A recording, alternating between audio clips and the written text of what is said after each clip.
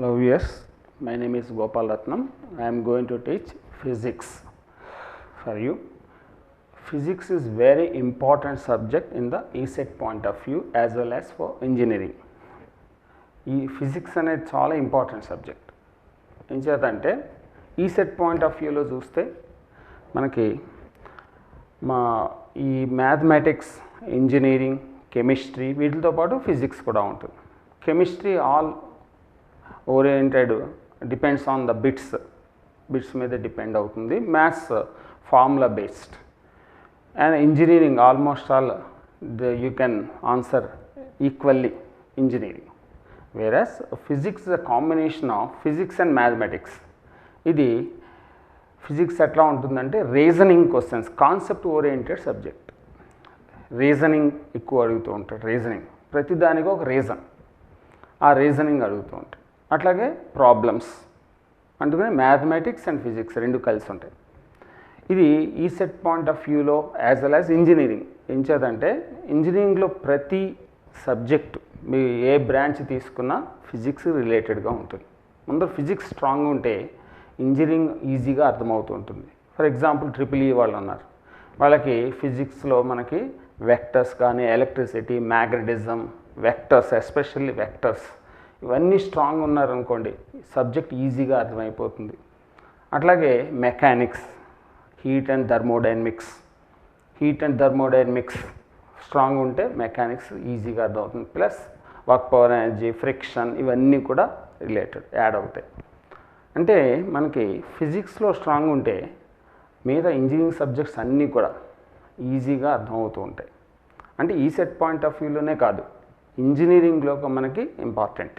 అందుకని ఫిజిక్స్లో స్ట్రాంగ్ ఉండాలి. బేస్ ఫిజిక్స్ అనమాట. అక్కడ స్ట్రాంగ్ ఉంటే ఇంజనీరింగ్ సబ్జెక్ట్స్ అన్నీ కూడా ఈజీగా మనం స్కోర్ చేయొచ్చు. రైట్. ఈ ఫిజిక్స్లో మనకి అన్ని చాప్టర్స్లో కూడా మనకి యూనిట్స్ అండ్ డైమెన్షన్స్, వెక్టర్స్ ఇవన్నీ కూడా ఏంటంటే ఒకదానికి కూడా రిలేటెడ్. యూనిట్స్ అండ్ డైమెన్షన్స్, ఆ యూనిట్స్ అన్నీ తెలుసుకున్నారనుకోండి, మనకి డైమెన్షన్ ఫార్ములాలు అవి తెలుసుకుంటే తర్వాత చాప్టర్స్లో అన్నిటికీ యూనిట్స్, రకరకాల యూనిట్స్ ఉంటాయి, అవన్నీ యూనిట్స్ కూడా ఈజీగా అర్థం అవుతుంటాయి. అట్లాగే వెక్టర్స్ వచ్చేప్పటికి వెక్టర్ నోటేషన్ అది చాలా ఇంపార్టెంట్. మ్యాథమెటిక్స్లో కూడా మనకి వెక్టర్ ఆల్జిబ్రా ఉంటుంది. అలాగే ఇంజనీరింగ్లో కూడా ఈ ట్రిపుల్ ఈ వాళ్ళకి వెక్టర్ నొటేషన్ మీదే ఉంటాయి అన్నీ కూడా.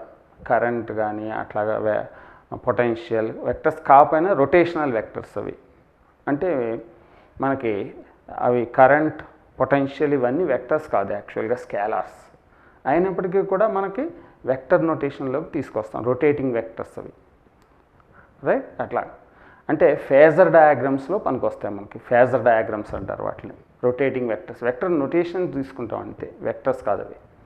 అట్లాగా ఆ డిఫరెన్స్ ఏమిటి, స్కేలార్స్, వెక్టర్స్ డిఫరెన్స్ ఇవన్నీ కూడా మనకి తెలుస్తాయి. రైట్. అందుకని ఫిజిక్స్ చాలా ఇంపార్టెంట్ సబ్జెక్ట్ అనమాట.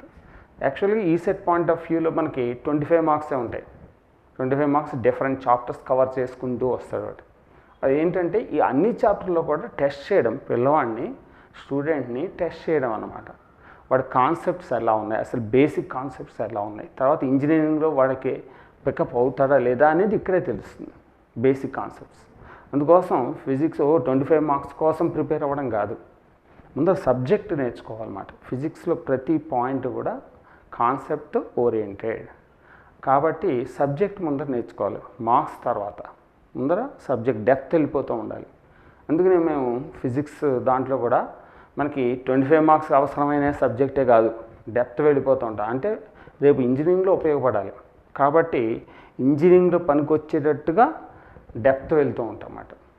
ఈవెన్ ఎంసెట్ పాయింట్స్ కూడా వచ్చేస్తూ ఉంటాయి, ఎంసెట్ కూడా రాయగలరు. ఈ ఫిజిక్స్ కనుక ప్రిపేర్ అయితే ఎంసెట్ పేపర్ కూడా ఈజీగా రాయగలరు. సో అంత డెప్త్ వెళ్తూ ఉంటాం మేము ఫిజిక్స్లో. రైట్. సో అట్లాగా అంటే మనకి ఈసెట్ పాయింట్ ఆఫ్ వ్యూలో కాసిన పాయింట్స్ చెప్పేసి వదిలేసేయడం కాదు, బాగా డెప్త్ వెళ్ళి వాడికి కావాల్సినవి.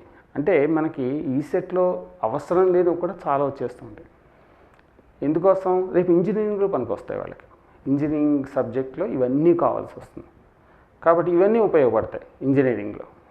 సో ఫిజిక్స్ అట్లా ప్రిపేర్ చేస్తాం ఇక్కడ ఫిజిక్స్ని. సో అందుకోసం చాలా ఇంపార్టెంట్ సబ్జెక్ట్ ఫిజిక్స్ కూడా. ఓకే, ప్రతి పాయింట్ తీసుకొస్తూ ఉంటాం. అట్లాగే ఎగ్జాంపుల్స్, చాలా ఎగ్జాంపుల్స్, డైలీ ఎగ్జాంపుల్స్. ఎందుకంటే ఫిజిక్స్ అంతా కూడా డైలీ ఎగ్జాంపుల్స్ అన్నీ కూడా ఫిజిక్స్ మీద డిపెండ్ అవుతాయి. ఏదైనా సన్ రైజ్ అయినా, సన్ కలర్స్ అయినా, లేకపోతే 7 కలర్స్, అట్లాగే మనకి స్కై బ్లూ ఉండడం, ఇవన్నీ ఫిజిక్స్ రీజనింగ్ అనమాట. ప్రతి దానికి ఒక రీజన్ ఉంటుంది. ఆ రీజన్ని తీసుకొస్తూ ఉంటాం, ఆ రీజన్ని ఎక్స్ప్లెయిన్ చేస్తాం. అప్పుడు ఏమవుతుంది, డైలీ ఎగ్జాంపుల్స్ తీసుకునేటప్పటికీ మీకు ఈజీగా అర్థమవుతుంది. కాబట్టి డైలీ ఎగ్జాంపుల్స్తో చెప్తూ ఉంటాం. మనకి నేచర్లో సంబంధించి యాక్చువల్ ఫిజిక్స్ అంటేనే అది. ఫిజిక్స్ లాస్ ఆఫ్ నేచర్, వాటి అప్లికేషన్ చెప్పేదే subject physics. Matter and energy మధ్య రిలేషన్ చెప్తుంది, అట్లాగే లాస్ ఆఫ్ నేచర్ గురించి చెప్తుంది, వాటి అప్లికేషన్స్ గురించి చెప్తుంది ఫిజిక్స్. ఆ విధంగా ఫిజిక్స్ని చాలా డెప్త్గా తీసుకెళ్ళి ఇక్కడ నేర్పుతూ ఉంటాం అన్నమాట. అంటే ఇంజనీరింగ్లో బాగా పనికొస్తుంది మీకు, ఇంజనీరింగ్లో, రైట్. ఇది సో చాలా ఈజీగా అర్థమవుతుంది. ఈజీ సబ్జెక్ట్, సబ్జెక్ట్ కూడా ఇంట్రెస్టింగ్గా ఉంటాయి. ఫిజిక్స్ అంత ఈజీ ఇంకో సబ్జెక్ట్ ఉండదు, కానీ ఇంట్రెస్టింగ్గా వినాలి, రైట్. ఇంట్రెస్టింగ్ సబ్జెక్ట్ కూడా, ఎందుకంటే డ్రైగా ఉండదు. అన్నీ మనకి డైలీ లైఫ్లో వచ్చేవే వస్తూ ఉంటాయి. అదెందుకు, ఇది ఎందుకు, మనమే క్వశ్చన్ వేసుకుంటాం, రీజన్. అది ఫిజిక్స్లో ఆన్సర్ దొరికేస్తుంది మీకు ఆ రీజన్కి. సో ఇది ఎందుకు, అంత ఎందుకు అనేప్పటికీ అక్కడ మనకు ఆన్సర్ దొరుకుతూ ఉంటుంది. సో అట్లా ప్రతి పాయింట్, మన డైలీ లైఫ్లో ఉన్న ప్రతి పాయింట్కి కూడా ఫిజిక్స్లో ఆన్సర్ దొరుకుతూ ఉంటుంది. సో అట్లా ప్రిపేర్ చేస్తాం ఇక్కడ ఫిజిక్స్, రైట్.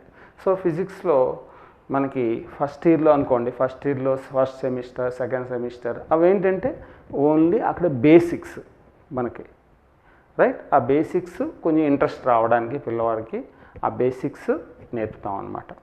నేర్పి దాంట్లోనే కొంచెం డెప్త్ వెళ్తాం, అంటే ఇంట్రెస్ట్ క్రియేట్ చేయడానికి దాంట్లో కొంచెం డెప్త్ వెళ్తాం, రైట్. కొన్ని పాయింట్స్. అదే ఈ సెట్కి వచ్చారనుకోండి, ఈ సెట్కి వచ్చేటప్పుడు ఇంకా డెప్త్ వెళ్ళిపోతాం. డెప్త్ వెళ్ళి మీకు కావాల్సిన పాయింట్స్, ఇంకా ఎక్కువ పాయింట్స్ కూడా తీసుకొస్తూ ఉంటాం. ఎందుకంటే మేమందరం కూడా ఇక్కడ సో ఫిజిక్స్లో ఎంసెట్, ఐఐటి ఆ లెవెల్లో టీచ్ చేసిన వాళ్ళని, కాబట్టి మాకు ఆ పాయింట్స్ అన్నీ కూడా గ్రిప్లో ఉంటాయి. సో ఈజీగా మీకు అర్థమవుతూ ఉంటుంది. అంటే ఎవరికి ఏ విధంగా ఎక్స్ప్లెయిన్ చేయాలో మనకు తెలుసు, కాబట్టి ఆ విధంగానే ఎక్స్ప్లెయిన్ చేస్తూ ఉంటాం ప్రతి స్టూడెంట్కి కూడా. అంటే ఏ లెవెల్ స్టూడెంట్కి ఆ లెవెల్లో ఎక్స్ప్లెయిన్ చేస్తే అందరికీ ఈక్వల్ చేస్తామన్నమాట. సో ఆ విధంగా ఫిజిక్స్ని టీచ్ చేస్తూ ఉంటాం. సో చాలా ఈజీ సబ్జెక్ట్ ఇది, రైట్. ఇంట్రెస్టింగ్ సబ్జెక్ట్ కూడా ఫిజిక్స్. సో అందుకోసం ఈ ఫిజిక్స్ ఎట్లాగా మనం ప్రిపేర్ అవ్వాలి అనేది ఒకసారి చూసుకోవాలి.